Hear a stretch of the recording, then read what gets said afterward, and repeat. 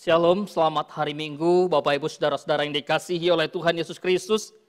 Kita bersyukur pada Tuhan di Minggu Kudus hari ini, Tuhan menolong kita untuk boleh beribadah kepada Dia, ya, dan secara khusus mempersiapkan hati kita untuk memasuki pelayanan sakramen perjamuan kudus pada Minggu hari ini. Bapak Ibu Saudara-saudara yang terkasih dalam nama Tuhan Yesus Kristus, barangkali ada dari antara saudara yang mungkin berkata atau pernah bertanya kepada suami atau kepada istri, "Pak, Ma, kira-kira Bapak mengasihi saya enggak ya? Kira-kira Mama mengasihi saya enggak?" Atau anak-anak barangkali bertanya kepada orang tua, "Ya, Papa Mama mengasihi saya enggak? Kalau mengasihi saya, mana bukti kasihnya?" Atau orang tua bertanya kepada anak, "Nak, masihkah engkau mengasihi orang tuamu?" Ibu, bapak, saudara-saudara yang terkasih dalam nama Tuhan Yesus Kristus, ketika kita bicara kasih, memang sesuatu yang gampang untuk dikatakan, tetapi tidak gampang untuk dihidupi. Karena kasih bukan sekedar bagaimana kita bisa mendefinisikan kasih. Kasih bukan sekedar bagaimana kita bisa mendeskripsikan kasih itu di dalam satu tulisan yang begitu indah atau diucapkan melalui kata-kata yang begitu lancar. Tapi kasih mesti harus menjadi sesuatu yang aktual, yang teraktualisasi, yang terimplementasi dalam satu kehidupan yang nyata. Bapak Ibu, kita akan membaca satu bagian kebenaran firman Tuhan yang saya ambil dari Roma pasal yang ke-5, ayat yang ke-6 sampai ayat yang ke-8. Roma pasal 5 ayat 6 sampai ayat yang ke-8. Kalau bisa ditampilkan, apakah bisa ditampilkan? Roma pasal 5 ayat 6 sampai ayat yang ke-8. Demikianlah kebenaran firman Tuhan. Karena waktu kita masih lemah, Kristus telah mati untuk kita, orang-orang durhaka, pada waktu yang ditentukan oleh Allah. Sebab tidak mudah seorang mau mati untuk orang yang benar. Tetapi mungkin untuk orang yang baik ada orang yang berani mati. Akan tetapi Allah menunjukkan kasih-Nya kepada kita oleh karena Kristus telah mati untuk kita ketika kita masih berdosa. Demikian jauh pembacaan firman Tuhan kita pada Minggu Kudus hari ini. Bapak Ibu Saudara yang terkasih dalam nama Tuhan Yesus Kristus, di dalam bagian ini menarik apa yang Paulus sampaikan ketika seseorang mau mati untuk apa? Ada orang yang mau mati untuk orang lain. Untuk orang yang lain yang bagaimana? Untuk orang yang benar atau untuk orang yang baik? Karena manusia tidak akan mungkin menjadi manusia yang benar pada dirinya. Karena manusia sudah berdosa. Manusia mau mati bagi manusia yang lain karena manusia yang lain baik terhadap dirinya, mungkin. Tapi manusia mau mati bagi orang yang benar tentu menjadi satu pertanyaan, karena siapa yang benar? Ya, beberapa waktu yang lalu kita pernah mendengar bagaimana ketika bencana atau satu peristiwa yang menimpa sebuah kapal yang dari penyeberangan Jakarta ke daerah Pulau Seribu. Ada satu bencana di mana kapal tersebut tenggelam dan seorang ayah, seorang bapak yang tentu dia punya suami, punya anak, mau mati demi orang lain. Sehingga seorang perempuan yang notabene-nya berbeda agama dengan dia terselamatkan melalui seorang bapak tersebut.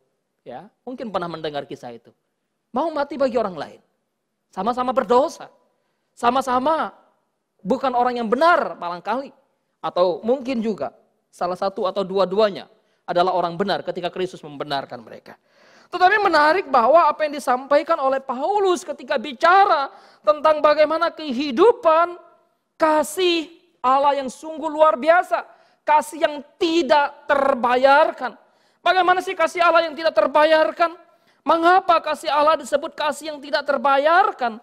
Kalau kasih Allah tidak terbayarkan, apakah kemudian kita tidak perlu membayar apa-apa, tidak perlu melakukan apa-apa untuk kasih Allah yang begitu besar itu?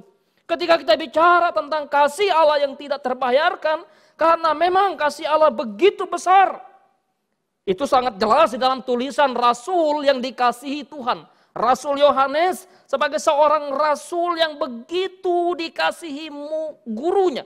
Begitu dikasihi Yesus. Sehingga dikenal dengan murid yang dikasihi.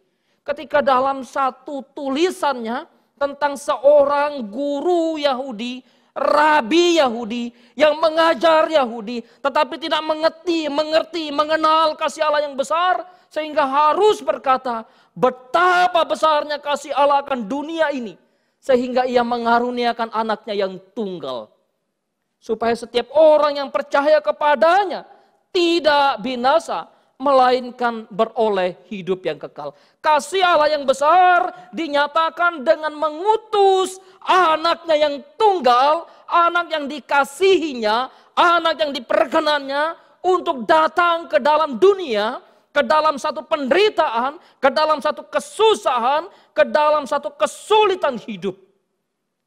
Kita mau diutus ke tempat yang nyaman, kita mau diutus ke tempat yang enak. Ya. Kalau pelayanan pun barangkali, mau diutus kemana? Mungkin ke kota akan berebut. Ke desa belum tentu. Beberapa waktu yang lalu saya ingat betul waktu almarhum Pendeta Bigman panggil. Siapa dari antara kalian yang mau ke Ngabang? Ya. Siapa dari antara kalian yang mau ke daerah? Sebelum beliau berkata demikian, ya, saya Pak Slamet berkali-kali juga tanya, B, sebenarnya saya ini mau ke Ngabang nih, utus saja saya ke Ngabang. Ya. Menarik kemudian beberapa waktu beliau bertanya, coba gumulkan lagi dari antara ini dan ini, siapa yang mau? Bergumul. Maunya di tempat yang enak, maunya di tempat yang nyaman, maunya di tempat yang kira-kira menurut kita, wah ada sesuatu yang enak gitu ya. Gak mau. Ibu bapak saudara-saudara yang terkasih dalam nama Tuhan, berbanding terbalik dengan apa yang dilakukan oleh Bapa, dengan yang dilakukan oleh Yesus Kristus, Allah yang mulia, yang ada di sorga, yang ada di kemuliaannya, tetapi mau turun ke tempat yang hina. Ke tempat yang dimana sangat terbatas di ruang dan waktu yang ada. Itulah gambaran kasih Allah yang begitu besar, yang datang ke dalam dunia. Yesus Kristus yang diutus membayar penuh, membayar lunas, membayar sempurna akan apa?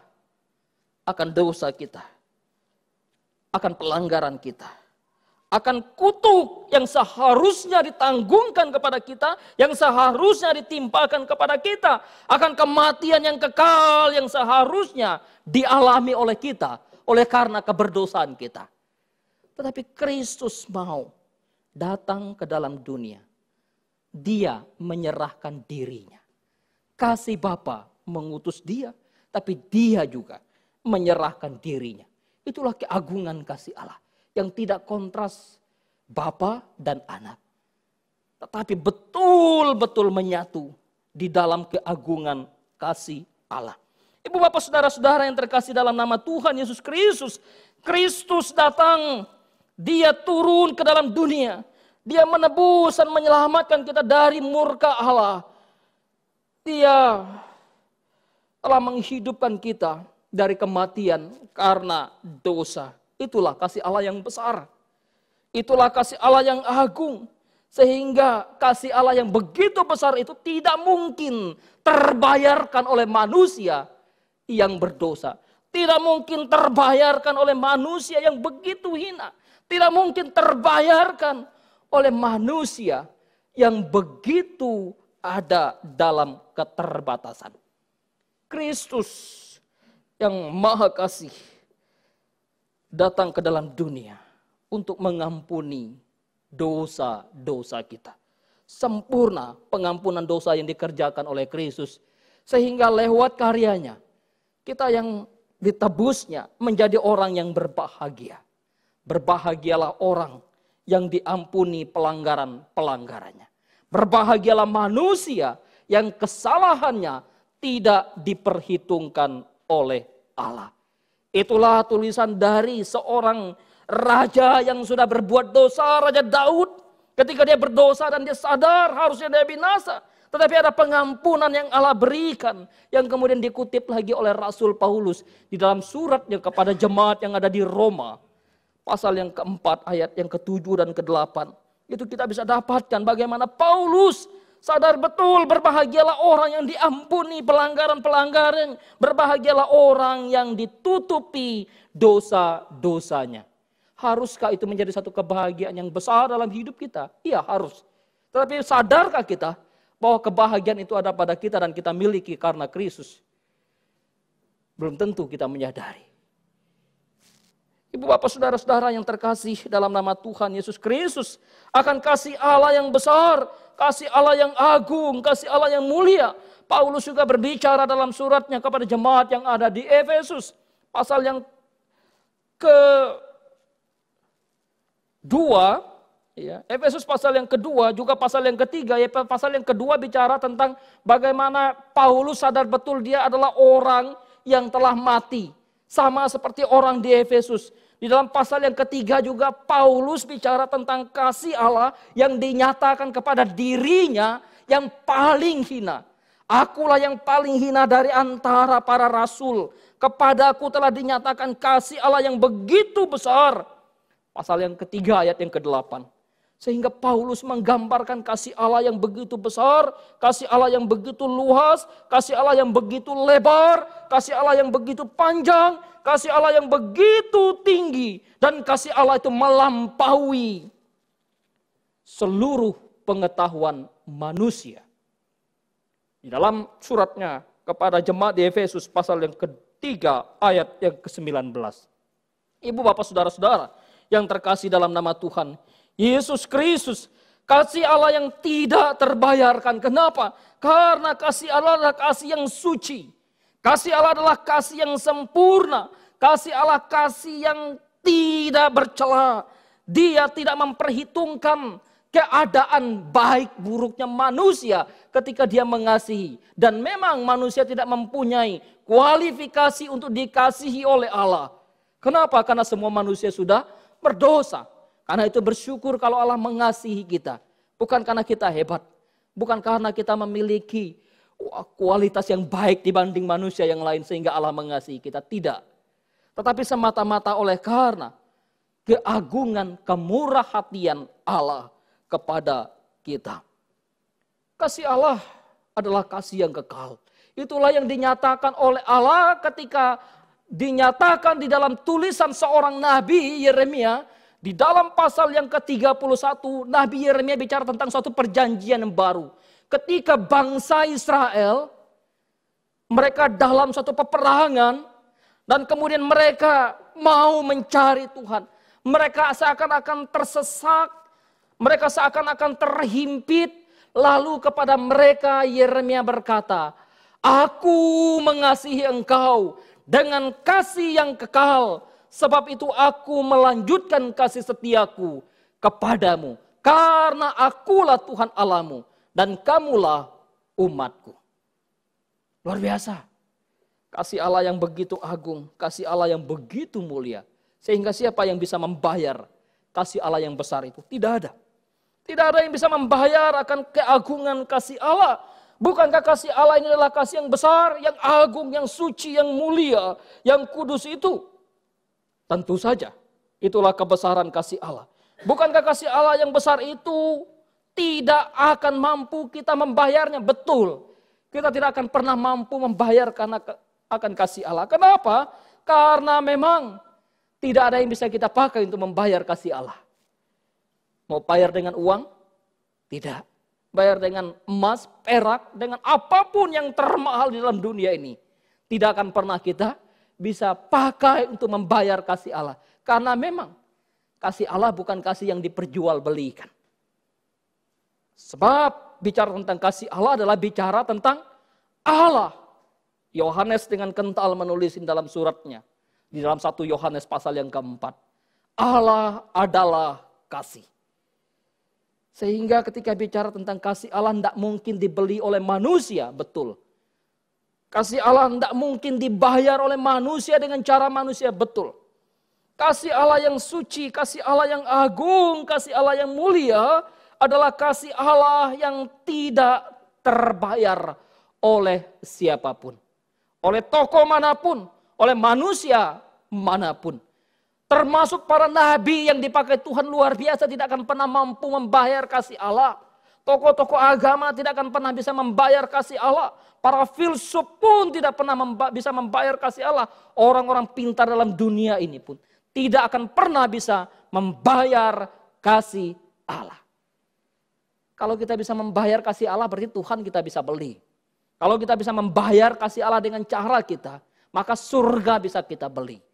Karena itu kasih Allah siapa yang bisa membayarnya. Tetapi menarik bahwa ketika kita bicara kasih Allah yang tidak terbayarkan adalah kasihnya yang tidak dapat dinilai dengan barang apapun yang termahal dalam dunia ini. Karena itu kasih Allah yang telah membayar kita dari murka Allah. Dari kutuk dosa menebus kita menjadi umat kepunyaannya. Ibu bapak saudara-saudara yang terkasih di dalam nama Tuhan Yesus Kristus. Kasih Allah sungguh luar biasa di dalam setiap kehidupan kita. Karena itu kasih yang suci, kasih yang mulia. Bukan kasih yang ternoda. Bukan kasih yang hina. Bukan kasih yang abal-abal. Bukan janji yang tidak ditepati. Kasih Allah yang tidak terbayar adalah kasih ilahi yang suci. Bukan kasih manusiawi. Kasih surgawi, bukan kasih duniawi. Kasih yang murni, bukan kasih yang palsu, bukan kasih yang pura-pura. Kasih yang mengabdi, kasih yang melayani, kasih yang menghambakan diri, bukan kasih yang penuh dengan arogansi. Itulah kasih Allah. Sungguh luar biasa, kasih yang Tuhan nyatakan di dalam kehidupan kita melalui Yesus Kristus Tuhan kita. Ibu bapak saudara-saudara yang terkasih dalam nama Tuhan kita Yesus Kristus, bicara tentang kasih Allah yang tidak terbayarkan adalah kasih yang melampaui apapun, mengasihi yang tidak terkasihi. Ya, bayangkan, ada manusia yang tidak terkasihi oleh manusia yang lain, tapi kasih Allah mampu dan sanggup mengasihi orang yang tidak terkasihi oleh manusia yang lain. Kasih Allah, kasih yang tidak terbayarkan, karena kasih yang senantiasa ya tidak dapat diperjualbelikan. Ya, tidak dapat ditukar dengan nilai apapun yang saudara dan saya miliki. Saudara miliki luasnya lahan, luasnya tanah apapun, seberapapun tidak akan pernah bisa menukar akan kasih Allah. Seberapapun deposito yang saudara simpan di dalam tabungan saudara di bank tidak akan pernah bisa membayar kasih Allah. Tidak bisa. Karena itu waktu seorang di dalam Kisah Para Rasul, seorang penyihir bernama Simon melihat kuasa yang dinyatakan oleh Allah melalui Rasul Petrus ingin membeli kuasa Allah itu. Enyahlah engkau dengan uangmu, binasalah engkau dengan uangmu itu. Engkau pikir kuasa Allah bisa kau beli. Kasih Allah yang tidak terbayarkan. Kasih yang tidak terbayarkan adalah kasih di mana Allah sendiri adalah kasih. Ibu bapak saudara-saudara yang terkasih di dalam nama Tuhan kita Yesus Kristus. Karena itu ketika bicara tentang kedatangan Kristus ke dalam dunia yang diutus oleh Bapa, dia menyatakan kasihnya yang begitu besar, kasihnya yang begitu mulia, kasihnya yang begitu agung. Kenapa? Karena hanya Allah yang mampu membayar yang tidak mampu manusia bayar. Yaitu membayar dosa, membayar kematian. Hanya kasih Allah yang mampu menutupi dosa yang tidak bisa ditutupi oleh manusia dengan cara apapun. Tidak ada. Hanya kasih Allah yang mampu mengampuni manusia yang tidak terampuni. Kasih Allah yang tidak terbayarkan itu melunasi yang tidak terlunasi oleh manusia. Manusia bisa melunasi hutangnya hanya dengan apa yang manusia miliki. Uang dengan uang, harta dengan harta. Tapi manusia tidak bisa melunasi hutang dosanya. Tidak bisa melunasi murka Allah yang ditanggungkan kepadanya. Hanya kasih Allah. Oleh sebab itu Paulus berkata dalam suratnya kepada orang di Efesus. Sebab karena kasih karunia Allah, kamu diselamatkan. Itu bukan hasil usahamu. Bukan hasil kerja kerasmu. Bukan karena kamu melayani. Lalu kamu diselamatkan. Tidak. Karena itu Paulus kemudian menegaskan. Jangan ada orang yang memegahkan diri. Tidak ada kesombongan, keangkuhan dalam kehidupan. Kekristenan seharusnya kita semakin kita mengenal kasih Allah. Semakin kita merendahkan diri. Semakin kita mengenal kasih Allah. Semakin kita tunduk dan takluk di bawah otoritas dan kedaulatan Allah. Bapak ibu saudara-saudara yang terkasih dalam nama Tuhan Yesus Kristus. Paulus berbicara tentang bagaimana situasi kehidupan manusia yang menerima, yang mengalami kasih karunia Tuhan. Sungguh luar biasa. Apakah kemudian ketika kasih Allah itu tidak terbayar lalu kita tidak berhutang kepada Allah? Kita berhutang kepada Allah. Paulus berbicara kepada jemaat yang ada di Roma. Pasal yang pertama, aku berhutang Injil kepada orang di Roma. Kepada orang Yunani, kepada orang bukan Yunani. Aku berhutang Injil kepada orang yang terpelajar dan kepada orang yang tidak terpelajar. Kita berhutang kepada Allah karena kasih Allah yang dinyatakan kepada kita. Yang sudah menebus kita. Dan Paulus juga bicara tentang bagaimana hutang kita sebagai orang percaya. Bukan berhutang kepada daging. Tetapi berhutang kepada Allah yang adalah roh. Karena itu kita dituntut hidup di dalam roh. Kita berhutang kasih kepada Allah. Karena Allah telah mengasihi kita. Karena itu Bapak Ibu Saudara-saudara yang terkasih. Dalam nama Tuhan Yesus Kristus. Bergairahlah kita untuk membayar hutang kita. Sekalipun hutang itu tidak akan pernah lunas kita bayar. Ingat ya, hutang itu tidak akan pernah lunas kita bayar. Kita tidak akan pernah memiliki deposit di dalam kasih kita kepada Allah. Yang ada kita malah defisit. Bayar lagi, ada yang kurang lagi, dosa lagi, melanggar lagi, tidak taat lagi. Tapi Allah selalu menyediakan kasih terhadap kita yang dikasihinya. Oleh sebab itu Bapak Ibu Saudara-saudara yang terkasih dalam nama Tuhan kita Yesus Kristus. Kasih yang tidak terbayarkan bukan berarti kemudian kita tidak perlu membayar kasih Allah. Ya. Kenapa? Walaupun kasih Allah itu tidak mungkin mampu kita bayar. Betul. Apakah kemudian kita berdiam saja? Apakah kemudian kita tidak harus membayar kasih Allah? Perlu. Pertanyaannya adalah bagaimana kita membayar kasih Allah? Dengan cara apa kita membayar kasih Allah? Karena kasih itu tidak bisa tidak. Harus dibayar. Menarik, hal yang pertama untuk kita membayar kasih Allah adalah dengan kasih yang telah Dia berikan. Bayarlah kasih dengan kasih yang telah Dia berikan. Oleh sebab itu kita bisa membayar kasih Allah karena Allah telah mengasihi kita. Sehingga kita bisa mengasihi Allah. Maka ketika seorang Farisi bertanya kepada Yesus. Mencoba Yesus dalam Injil Matius pasal yang ke-22. Hukum mana yang terutama di dalam hukum Taurat?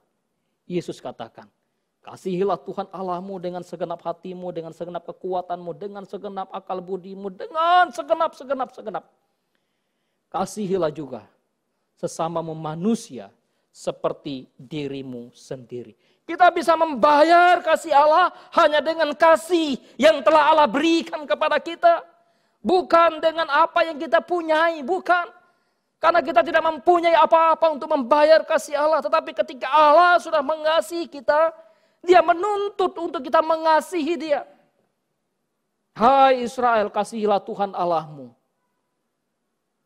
Kasihilah Allah dengan kasih yang Dia berikan kepada kita. Kenapa? Supaya kita membayar kasih Allah, maka Allah telah terlebih dahulu mengasihi kita. Supaya kita bisa membayar kasih Allah, Allah telah terlebih dahulu mengasihi kita. Itulah yang ditulis oleh Rasul Yohanes dalam 1 Yohanes. Ya, pasal yang keempat, di sana kental sekali. Ya. Kasih harus kita nyatakan kepada Allah ketika kita sudah dikasihi Allah. Yesus berkata kepada Petrus di dalam Injil Yohanes pasal yang ke-21, karena Petrus sudah dikasihi oleh Yesus, sudah dipanggil oleh Yesus untuk menjadi muridnya. Tapi ketika dia kembali menjadi penjala ikan, lalu Yesus menyapa dia, apakah engkau mengasihi aku? Hai Simon anak Yohanes. Harus membuat Petrus merenung dan menangis. Dia pikir dia bisa mengasihi Kristus dengan caranya. Ketika Kristus berkata sampai ketiga kalinya, apakah engkau mengasihi aku lebih daripada mereka ini? Sangat memukul hati Petrus. Pertanyaan Yesus itu. Ibu bapak saudara-saudara yang dikasihi oleh Kristus, kita hanya bisa mengasihi Allah, membayar kasih Allah hanya dengan kasih yang Allah bisa berikan. Allah yang telah berikan kepada kita. Ya. Membayar kasih Allah dengan kasih yang berlaku, yang diberikan Allah kepada kita. Sama, kalau kita ke salah satu negara, ya sebutlah ke salah satu negara anggap saja ke Australia. Saudara ke Australia, saudara belanja di sana, saudara menggunakan mata uang Australia bukan? Saudara ingin menggunakan mata uang rupiah di sana, nggak akan terima. Ya. Pasti pembayaran saudara tidak akan diterima. Karena memang itu tidak berlaku di sana misalnya. Kalaupun berlaku mesti tukar dulu, mesti ke tempat penukaran uang. Sama bahwa manusia tidak akan bisa membayar kasih Allah dengan cara manusia. Kecuali dengan cara yang surga sudah berikan, yaitu dengan kasih yang Tuhan sudah berikan. Ibu bapak saudara-saudara yang terkasih di dalam nama Tuhan kita Yesus Kristus.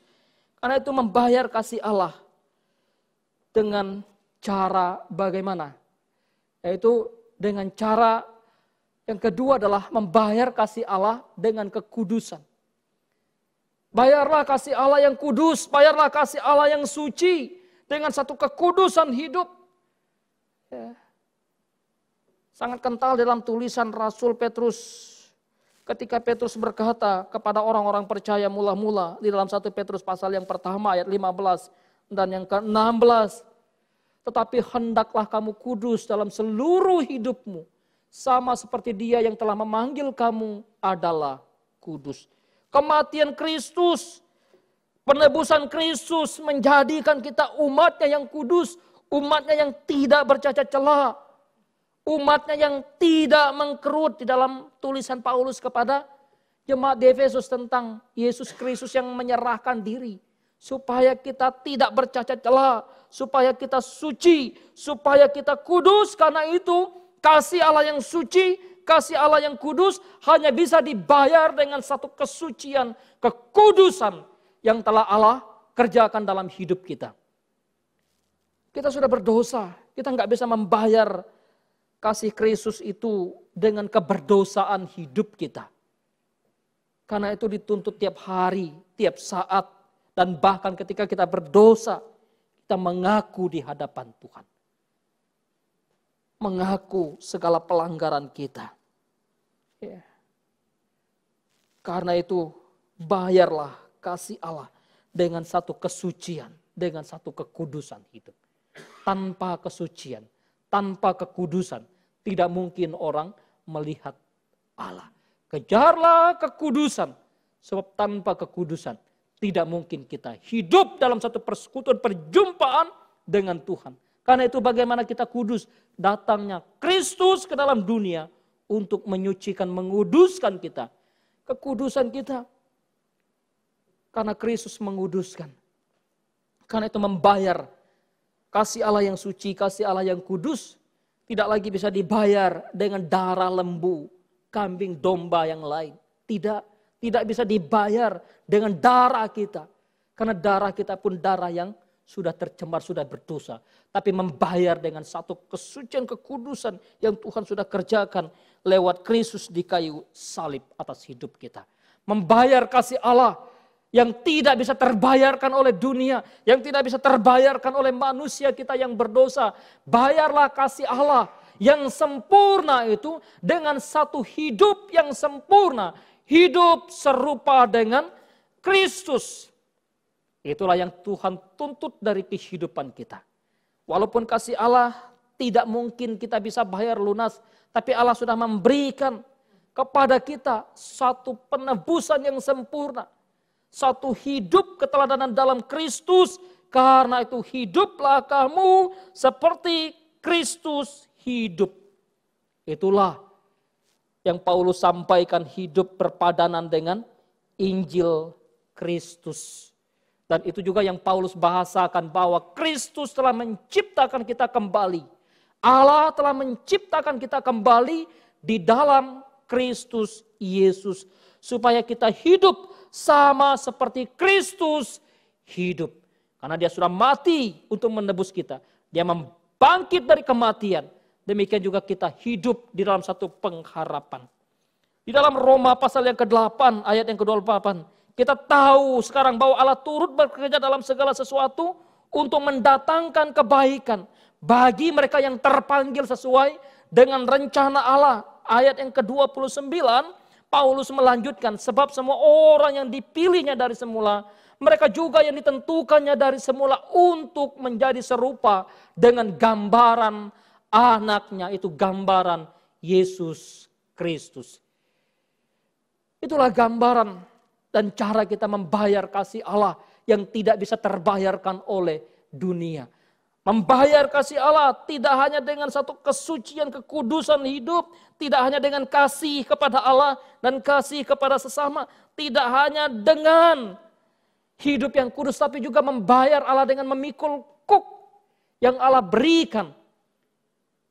Memikul kuk berarti memikul satu beban, satu pelayanan, satu panggilan sucinya. Karena itu hidup kita adalah hidup melayani. Hidup kita adalah hidup mengabdi untuk Tuhan. Karena kita sudah menjadi hamba kebenaran, sudah ditebus dari dosa, bukan lagi menjadi hamba dosa, tapi sudah menjadi hamba daripada kebenaran. Pikulah kuk yang kupasang. Itulah yang disampaikan oleh Yesus dalam pengajarannya dalam Injil Matius pasal yang ke-11 ayat yang ke-29 dan ayat yang ke-30 di situ. Tiap orang percaya yang dipanggilnya kepada mereka dikenakan kuk. Sebab kuknya adalah kuk yang ringan. Bukan lagi kuk untuk kehambaan yang mematikan. Tapi kuk ringan karena bebanku pun ringan, Yesus katakan. Belajar padaku, kembali datang kepada kamu yang lemah lembut dan rendah hati. Aku akan memberikan kuk yang ringan kepadamu. Aku akan memberikan sukacita kepadamu. Hal yang selanjutnya ketika kita membayar kasih Allah yang tidak pernah bisa terbayarkan ya, oleh kita. Tetapi Allah memberikan kepada kita cara bagaimana kita membayar kasih Allah. Yaitu dengan hidup menyangkal diri. Memikul salib. Barang siapa ingin menjadi muridku, mengikut aku, ia harus sangkal diri. Pikul salib, ikut aku. Mau gak kita? Dengan cara demikian kita membayar kasih Allah. Nah, hal yang terakhir bagaimana kita membayar kasih Allah yang telah menyerahkan dirinya untuk kita. Maka serahkanlah hidupmu di dalam kasih Tuhan. Membayar kasih Allah dengan mempersembahkan hidup sebagai korban bagi Allah. Karena itu Paulus berkata kepada jemaat yang dari Roma pasal yang ke-12. Demi kemurahan aku menasihatkan kamu supaya kamu mempersembahkan hidupmu. Hidup yang tidak bercela. Kenapa tidak bercela? Karena sudah ditebus oleh Kristus. Hidup yang tidak bercacat celah. Itulah ibadahmu yang sejati. Itulah korban persembahanmu. Yang kamu harus persembahkan kepada Allah. Dan jangan jadi serupa dengan dunia ini. Bapak ibu saudara-saudara yang terkasih dalam nama Tuhan kita Yesus Kristus. Itulah alat pembayaran yang Kristus telah berikan. Untuk kita bisa membayar kasih yang tidak terbayarkan. Kita tidak bisa membayar kasih Allah dengan satu pelayanan. Dengan satu aktivitas, enggak. Jangan pernah pikir bahwa kita hebat sudah melayani lalu kita bisa membayar kasih Allah. Bacalah Injil Matius pasal yang ke-7, 21, 22, 23. Orang yang begitu melayani, kelihatan sukses, mujizat dilakukan. Sepertinya pertobatan ada di dalam pelayanan mereka. Iya. Tetapi apa yang dikatakan Yesus di dalam hal tersebut. Jangan pikir engkau menyebut Tuhan, Tuhan lalu masuk ke dalam kerajaan surga. Tapi mereka yang melakukan kehendakku. Biarlah Bapak Ibu Saudara-saudara yang terkasih Dalam nama Tuhan kita Yesus Kristus, dalam bagian terakhir ini saya mengingat apa yang terus dan selalu disampaikan, dikutip oleh almarhum Pendeta Bigman dulu, bahwa bukan kewajiban Allah untuk mengasihi kita. Karena kita sudah berdosa. Kita sudah melawan Dia. Kita sudah menjadi seteru Dia. Kalau kita memperhatikan kebebalan hati kita, memperhatikan ketidaktaatan, kesetiaan kita yang selalu ternodai, sebetulnya hanya satu kewajiban Allah, yaitu menegakkan hukuman kematian yang kekal atas kita. Tetapi karena besar kasih setianya, karena besar kemurahan hati Allah, di dalam diri Kristus Yesus yang telah diutus Bapa ke dalam dunia ini, Dia rela menyerahkan dirinya untuk mati di kayu salib. Tidakkah kita terus bersyukur di dalam hidup yang Tuhan kasihi? Tidakkah kita terus bersyukur dan mengabdi kepada Allah yang begitu mengasihi kita, yang telah menyerahkan dirinya untuk kita, yang telah terlebih dahulu mengasihi kita. Bila Tuhan menolong kita, Tuhan memimpin kita di dalam ibadah kudus, perjamuan kudus pada minggu hari ini. Kita tundukkan kepala, kita berdoa untuk kebenaran firman Tuhan.